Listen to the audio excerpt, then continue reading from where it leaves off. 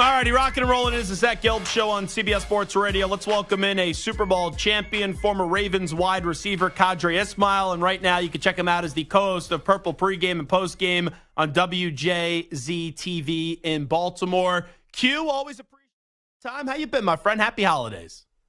Happy holidays. I'm doing well, bro. Well, let me start you off with your Ravens last night. What a wonderful performance that is. And you know what I'm the happiest for and who I'm happiest for? It's actually Lamar Jackson. Because today is one of those days where no one could actually say anything negative about Lamar Jackson. And if they do, they're just simply a hater, Q.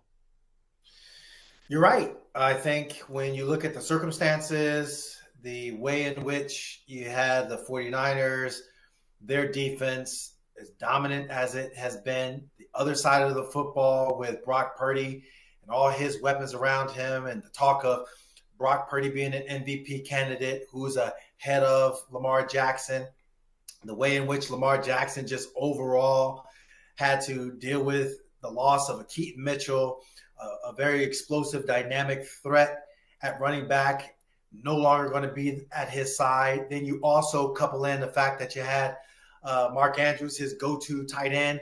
He was going to be put on IR, or is put on IR, I should say, because of a hip drop tackle in this the Bengals game.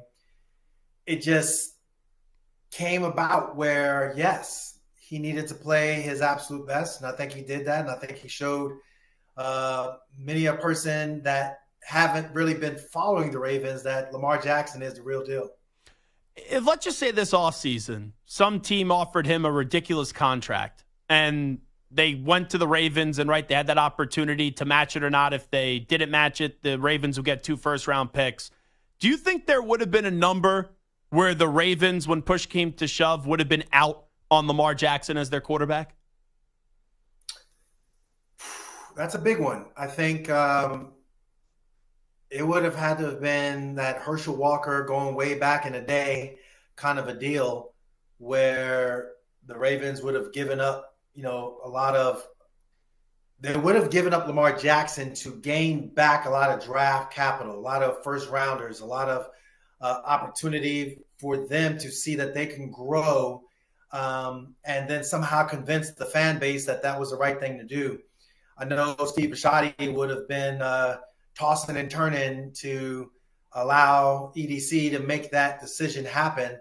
But we can sit back and talk the conjecture. I think for other teams, general managers, I don't think they quite had the balls to do it because they wanted to play it safe and get drafts their own players or stick with their own free agent guys. But ultimately, as we are now seeing it play out, kudos for the Ravens to getting the deal done, and for those other general managers who didn't really see the vision or didn't really understand the full talented nature of Lamar Jackson. Well, they're going to be sitting there on a hot seat wondering if they're going to have a job come this offseason. Qadry Ismail here with us. Why does Lamar Jackson get so much hate? Like, I felt even before the draft, I've been on this island where he should get a chance to play quarterback. We all know what Bill Polian said. Then he wins the unanimous MVP, and people still question him. I know he was hurt the last 2 years, but it always comes back to, it feels like, people go, oh, he hasn't won the Super Bowl. He hasn't won the Super Bowl. And I've seen so many players in this league, quarterbacks that go on to win it, who struggled early on in their careers in the postseason. Yeah, I mean, what the heck? You could look at, one of the all-time greats in Peyton Manning, my former teammate, who, his first few years, he really struggled. But, the belief in him from an organizational standpoint helped him kind of push through all that. And obviously the game slowed down for him, and he had a phenomenal Hall of Fame career. I think with Lamar, I just think that he is such an outlier, and because of his skill set and what he brings to the table, you have to have a good vision. You have to have a vision of understanding how to coach him, a vision of understanding how to put the guys around him to allow him to blossom, to allow him to flourish. And there have been other teams that have done that with guys that were similar to him. You had a team like a Philadelphia Eagles squad with the Randall Cunningham era. You had a team in the Atlanta Falcons who, saw something in a special dynamic player in Michael Vick. You saw that with the 49ers when Bill Walsh felt like, hey, I want to bring on a Steve Young to my team. And I think with all those, mobile quarterbacks that have a lot of athleticism but can sling it around, you just got to put them in the right position. You got to allow them to be them, while at the same time getting them to as Steve Young had previously said on a podcast, look, when you are a dynamic runner like Lamar, yeah, you sure have the entire field at your disposal.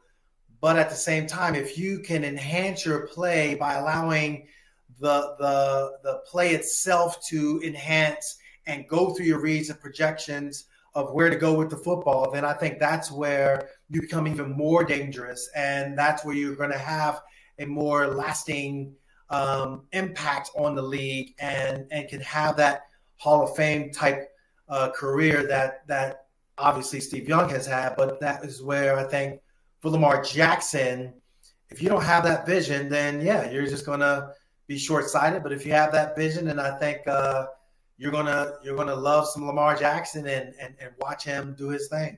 Qadry Ismail here with us. Going into this one the other night, there was a lot of people saying Brock Purdy or Christian McCaffrey should win the MVP. Now we know the take today is that Lamar Jackson should win it. There's been a big push this year for Tyreek Hill. The Ravens play the Dolphins coming up Sunday at 1 o'clock in Baltimore. Do you think this MVP conversation is over with? Like, you would be shocked if Lamar doesn't end up winning the award at the end of the year, correct?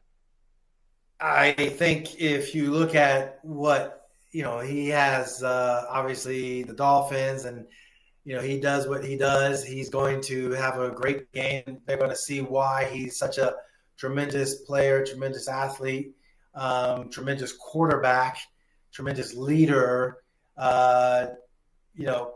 He is that guy. And at the same time, when you look at what they have, the Steelers at the end of the year, so I think it's just icing on the cake right now. You'd have to be a fool to turn the other way and not give him the MVP. When we rank Lamar Jackson, like how many quarterbacks in the NFL, Q, just wondering, that just come to you right off the top of the head that you would rather have than Lamar Jackson? Why is it always what I would rather have? Like there is somebody better.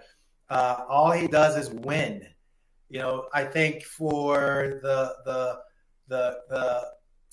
talent that has been around him. Let me put it to you this way: can I trade out other quarterbacks, put them on the teams that he's had, and have them be as successful as Lamar Jackson has been with the talent that has been around him? And I would argue no.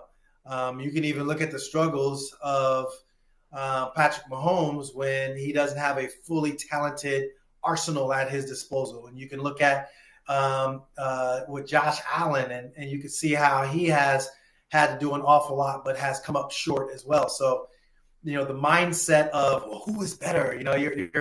I get, our dialogue, our back and forth, but man, maybe I do have the purple Kool-Aid that I'm drinking, but I like that number 8. I like what he does, and I think he's more than proven himself as a winner. Wrapping up with Qadry Ismail, let me get to someone that you know well and someone that had a lot of success in Baltimore, Joe Flacco, now dominating with the Cleveland Browns. How far do you think the Browns can go this year? Because it's wild with all their injuries. They have 10 wins, and there's still 2 weeks left in the regular season. Yeah, and last I checked, Myles Garrett and company on that defensive front has just been playing phenomenal. I think that's something that is really grossly overlooked. They allow for the offense to just function and flourish. And I think that's something that is really just been tremendous for Joe Flacco. And if you look at his resume and when he won the Super Bowl with the Ravens, and I was a part of that ride as part of the team's broadcast. But the one thing I will say is that, he has a very competent run game, and he has a dominant receiver in Amari Cooper, very similar to what he had with Anquan Bolden. So there are some pieces there, and Joe is one of those type of quarterbacks where he knows where to go with the football. A very talented quarterback indeed. Yeah, it's amazing when you look at Amari Cooper. I still feel as if he's underappreciated. And everywhere he's gone, he's had success. He's got to be one of the more underappreciated wide receivers in football. Absolutely. I mean, from day one, I think, I've been a Amari Cooper fan. He just shows up. I mean, that's what you want. You just want your guy to show up. And what does that mean? Third down, everybody in the building know you're going to throw it. Don't matter if it's off coverage, press coverage, cloud coverage, whatever kind of coverage you want to cover. I'm about to just blow it up, get open, make the catch, and make you pay. That's all he does. He just shows up. And I think it's a tremendous credit to his talent. Do you think those are the two best teams in the NFL, by the way, Qadry, Ismail? What we saw last night, the Ravens and the 49ers, do you think that's what we're going to see in a few weeks in the Super Bowl? Well, I mean, there's a lot of football left. I do know that the 49ers have been balling, and they've gone on the road. They've played well at home. They've mud stomped some NFC opponents. There's a reason why Lamar Jackson is 21 versus the NFC. I think it's just simply, teams don't know what to expect when they see him. Whereas in the AFC, teams are kind of somewhat familiar with what Lamar is all about.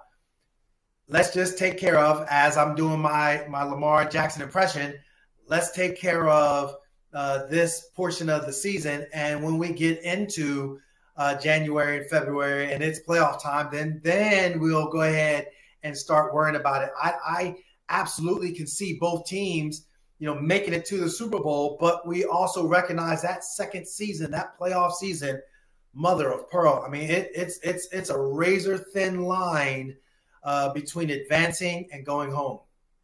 He does a great job pre and post on WJZ in Baltimore. He is the Super Bowl champion NFL wide receiver, Qadry Ismail. Q, appreciate the time as always. Thanks so much. Be well. Absolutely. Appreciate you, Zach.